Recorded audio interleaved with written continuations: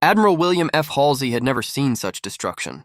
Making matters worse, the harm had been inflicted on his beloved Navy inside one of its strongholds, the Pacific bastion of Pearl Harbor. Steaming into the harbor aboard the carrier, Enterprise on December 8, 1941, taking in what the Japanese had done with a clenched jaw, Halsey saw the battleship, Utah, lying on the bottom, in the same berth he would have occupied with his carrier had he been in port a day earlier. The sight of mangled ships and floating bodies chagrined the old warrior. As a nearby officer watched, Halsey scanned the harbor in silence, then muttered heatedly, "Before we're through with them, the Japanese language will be spoken only in hell." Although what Halsey witnessed was a stunning surprise, the burning vessels and shattered aircraft, to say nothing of the charred bodies littering the harbor, were the culmination of a string of events that had begun many years earlier. As early as the late 1800s, American politicians proclaimed that it was the nation's manifest destiny to expand beyond its continental borders into the Pacific.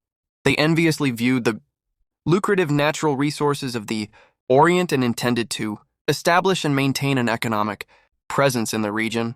American manufacturers also wanted to have a ready market for the huge volume of goods their factories churned out.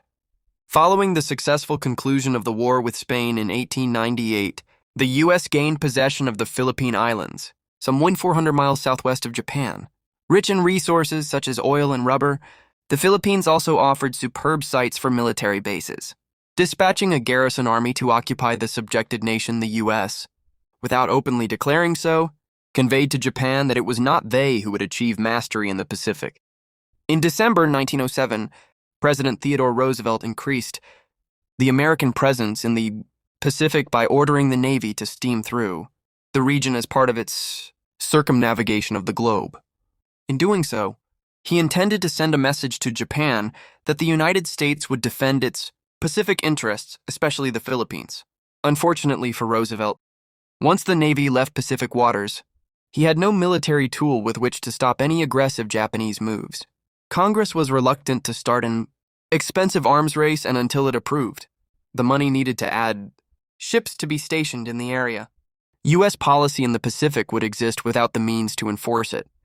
In the eyes of many Japanese, taking a lead position in the Pacific guaranteed the nation's survival, while to accept an inferior status would relegate her to the backwaters of world rankings.